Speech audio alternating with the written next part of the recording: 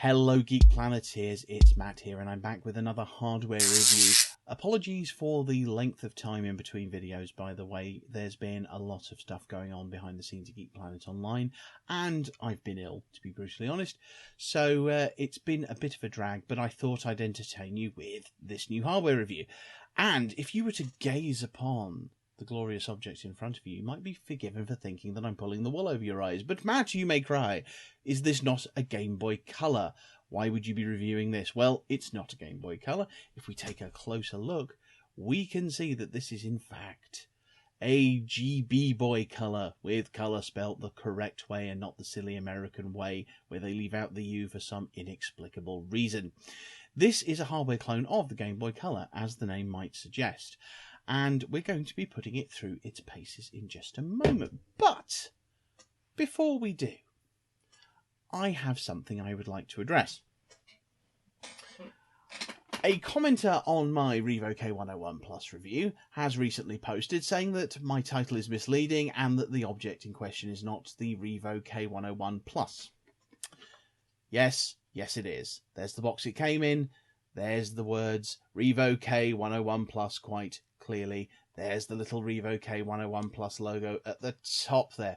So, yes, random commenter, my video is not misleading. That was the Revo K101 Plus, so bite me. Anyway, moving on, let's talk about the GB Boy Color.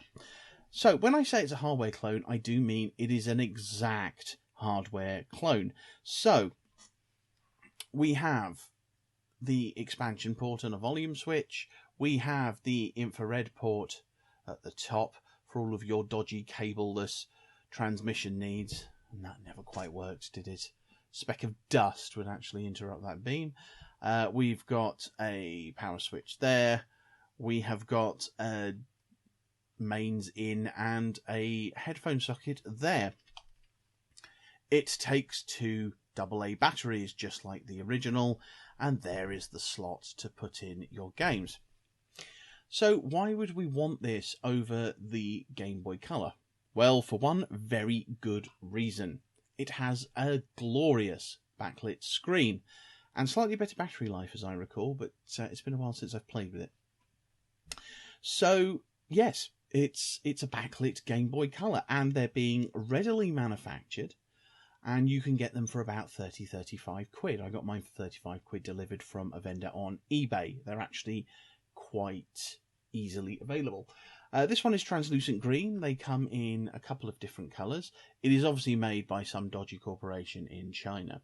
Now, ordinarily, I wouldn't sniff too much at the legality of this sort of thing. However, let's switch it on and you can have a look at its little extra feature. Check out the backlight. Yes, 100 in one. It's got 100, actually in reality probably about 30 because there's a lot of repetition, but it's got a lot of games built in, and obviously they didn't obtain the licenses for these. They just nicked some ROMs off to interwebs. However, as you can see, it's a pretty gorgeous screen. I'm going to turn the sound off here actually, because Nintendo have a habit of claiming videos. So we'll just start off Super Mario Land there, and I'm going to try and play this through the camera just for a little bit so you can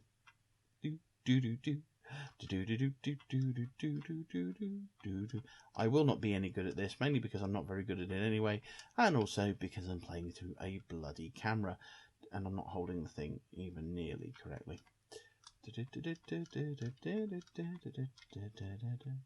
Anyway, so there you go. It's got Super Mario Land as well as a bunch of other stuff built in. Let's switch that off for now. Dimensions wise, I'm just turning away here. It's not too different from the original Game Boy. It's not actually, I mean, I said earlier it's an exact clone, and hardware wise it is. Casing wise, not quite. So this is the original Game Boy Color next to it. As you can see, it's slightly smaller. If I sort of inexpertly hold these in front of one another, you can just about see that. But side by side, the Game Boy Color is a little bit smaller. The screen is not quite the same aspect ratio. It's a little bit wider, and as a result you get slight borders on the games, as you may notice during that footage a moment ago. Other than that, they're pretty much identical, apart from the backlight. Also, this control pad, I'm not a fan. I mean, it's just as responsive as the original Game Boy Color D-pad, but it's a funny shape and it just doesn't quite feel right. But, you know, comme ci, comme ça. So let's have a bit of a switch on. I have these side by side so you can see what I mean. So there you go. And we'll let the demo kick in there. But this is the same game running on both consoles.